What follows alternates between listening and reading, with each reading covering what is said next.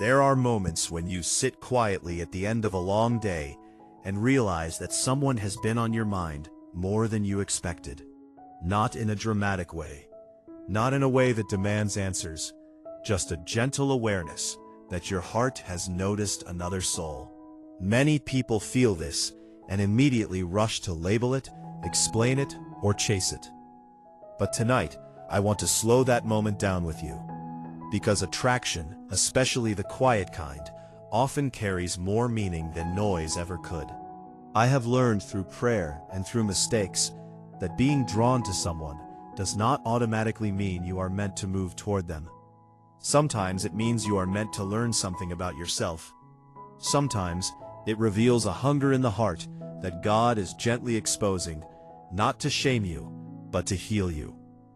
Scripture often speaks about the heart as something precious and vulnerable, not weak, but tender, something to be guarded, locked away, but protected with wisdom.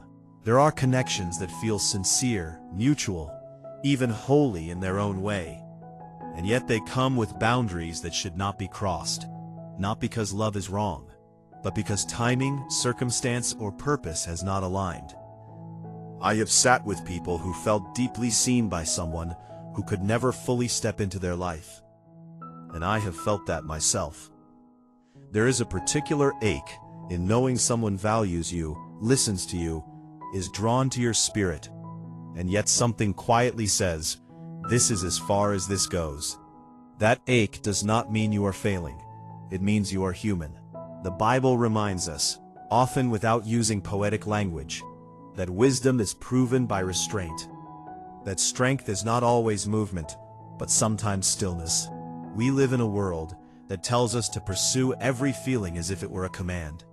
But faith teaches us to examine our feelings, to bring them before God, and to ask what they are here to teach us. There are relationships that arrive not to be consumed, but to be honored from a distance. That truth is uncomfortable because it asks for maturity. It asks for patience. It asks for trust that what is withheld is not punishment, but protection. I want to speak to the part of you that wonders if setting boundaries means you are rejecting something good. Boundaries are not rejection. They are alignment. Even Jesus withdrew from crowds who wanted more from him than the moment required. Not because he lacked compassion, but because he knew his calling. You are allowed to know your calling too. You are allowed to say, "This connection is meaningful, but it cannot define me." You are allowed to appreciate affection without turning it into a promise. Some people are drawn to your kindness, your steadiness, your depth, because those qualities reflect God's work in you, recognizes that is meant to walk beside you. This is where discernment becomes an act of worship. The book of Proverbs often describes wisdom as something that quietly calls out, not shouting, not demanding, but waiting to be heard. If you feel tension between desire and peace, listen closely to the peace.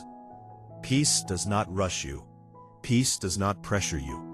Peace does not require you to betray your values to keep someone close.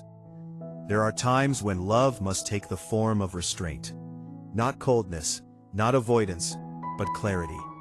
Clarity says, "I see you, and I respect both of us enough to not cross lines that would leave us wounded later." I know this is not the message many want to hear. We want certainty. We want permission.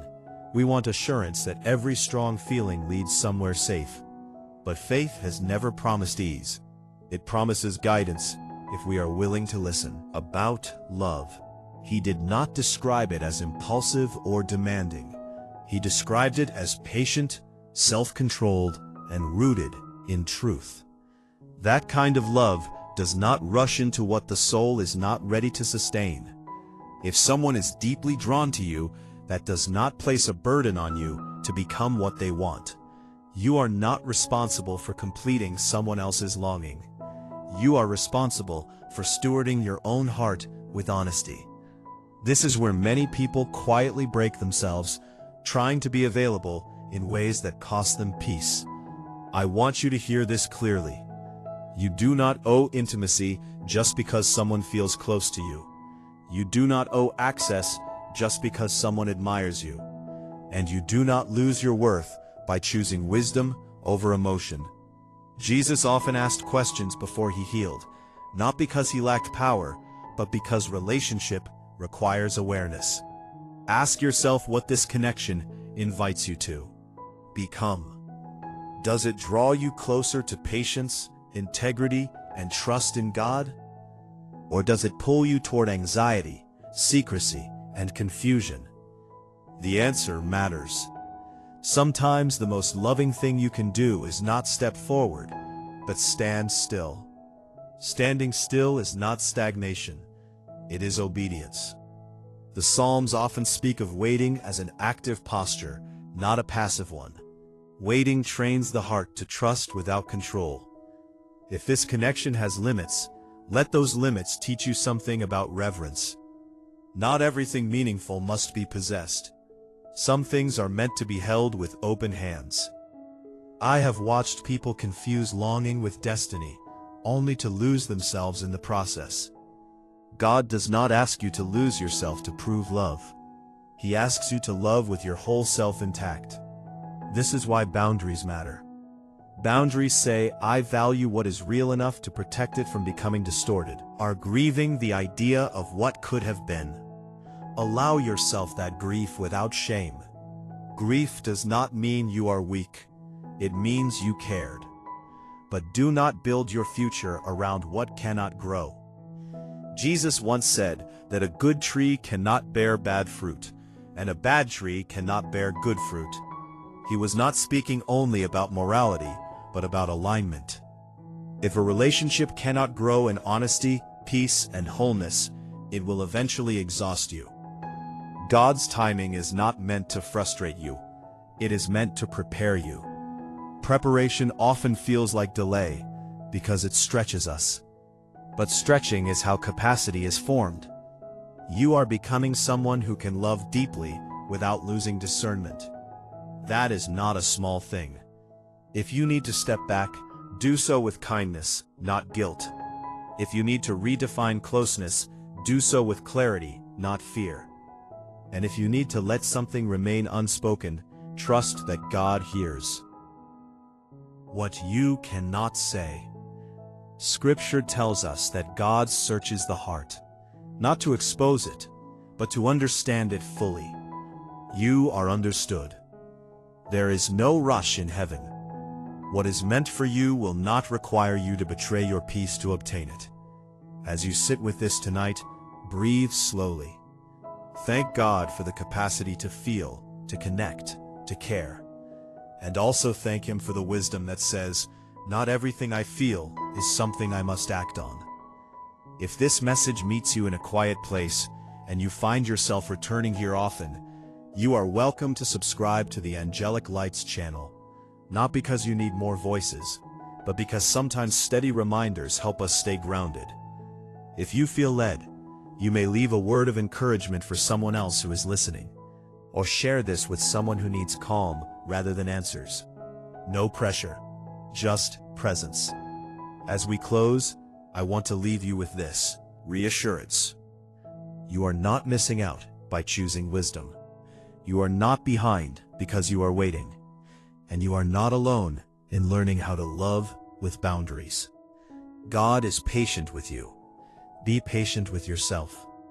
What is meant to grow will grow in the right soil at the right time without force. And as the quiet settles again, I want you to stay with me a little longer in this still place. Because there is more that needs to be said, not loudly, but honestly. Many people carry silent confusion about why certain connections stir them so deeply, yet never seem to open fully. They wonder if they misread the signs, or if they lacked courage, or if they somehow disappointed God by feeling what they felt. I want to gently correct that misunderstanding. Feeling drawn is not a failure of faith. It is evidence of a heart that is alive. Even the scriptures are filled with stories of people who felt deeply before they understood clearly. David wrote songs from confusion before clarity ever arrived. God does not demand that you shut down your emotions to be faithful. He invites you to bring them into the light, one by one. Sometimes attraction exposes what you value. Sometimes it reveals where you have been lonely. It shows you qualities you desire to grow into yourself. That does not mean the other person is meant to complete that story. It means God is using the moment to teach you how to listen to your own soul. We often talk about discernment as if it were a sudden knowing. But most of the time, discernment is gradual. It unfolds as you pay attention to what strengthens you and what drains you. If a relationship draws you closer to prayer, reflection, and patience, it deserves respect. If it pulls you into anxiety, secrecy, or self-betrayal, it deserves boundaries. This is not judgment. It is wisdom learned slowly. Jesus did not entrust himself to everyone who admired him. Scripture says he knew what was in the hearts of people. That knowledge guided his closeness. You are allowed that same discernment. Closeness is not an obligation. It is a choice that should be made with care. Some of you are listening while holding on to conversations that feel unfinished. Words that were never spoken. Feelings that were never clarified. It is tempting to believe that closure comes from explanation, but often, closure comes from acceptance. Acceptance that this chapter served its purpose, even if it did not unfold the way you imagined. God is not threatened by unanswered questions. He works even in silence. There are times when restraint protects both people involved. Not every connection needs resolution to have meaning. I know that idea is difficult. We want tidy endings, but faith teaches us to trust God with loose ends. If you are wrestling with the thought that someone may always care for you but never walk with you, let that truth sit gently. Care does not always require closeness, and distance does not erase significance. Some people enter our lives to remind us of our worth, not to claim it. Enough. The danger comes when we turn reminders into replacements. No human being can replace the grounding presence of God in your life. No connection should take the place of your spiritual center. When a relationship begins to occupy the space where peace should live, it needs re-evaluation. God's voice is rarely found in frenzy. It is found in steadiness. If you feel rushed internally, pressured to decide, compelled to act quickly, pause. The Spirit does not shove. It invites. There is nothing holy about forcing clarity before it is ready to arrive.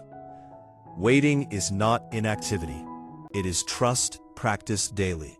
And trust, though quiet, is powerful. I want to speak to those who fear that boundaries will make them appear cold or unloving. Love does not mean availability without limits. Even God sets boundaries. Grace does not erase responsibility, it strengthens it. When you choose boundaries, you are not rejecting love. You are honoring it enough to keep it from becoming harmful. This kind of love takes courage. It is easier to drift than to decide. It is easier to stay ambiguous than to be clear. But clarity is kindness, especially to your own heart. If you have been holding space for someone at the cost of your peace, it may be time to reclaim that space. Not with anger, not with blame, but with honesty. You are allowed to say, "This matters, but it cannot continue this way." God does not require you to stay emotionally entangled to prove compassion. Sometimes, compassion means letting go. Jesus let people walk away, not because he stopped caring, but because love does not control. You are not called to control outcomes.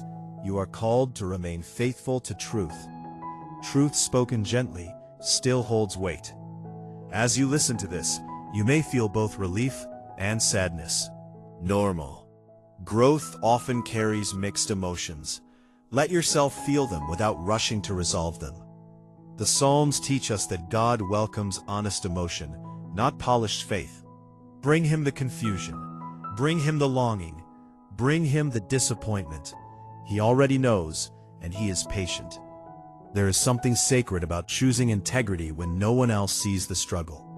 God sees it, and He honors quiet obedience. You are not invisible in this season. You are being formed into someone who knows how to love without losing direction. That formation will serve you far beyond this moment. Do not measure your spiritual growth by how quickly things happen. Measure it by how deeply rooted you are becoming. Roots grow unseen. They take time, but they make everything else possible. As we begin to close this time together, I want to leave you with a sense of steadiness, not instruction. You do not need to decide everything tonight. You only need to remain honest with God and gentle with yourself. Tomorrow will bring its own clarity, and when the time comes for something to move forward, it will do so without forcing your hand. If you return to this space often for reflection and calm guidance, the Angelic Lights channel will continue to meet you here. Not with answers, but with room to breathe. If you feel led, share a word of peace or encouragement below. Someone else may need it more than you realize. And if this message brought steadiness, you may pass it along quietly to someone who is navigating the same tension. As we part, rest in this final truth. God is not withholding love from you. He is shaping you for a love that does not ask you to shrink. Trust that, and rest tonight, knowing that your patience is not wasted. Your heart is not foolish. Faith is still very much alive.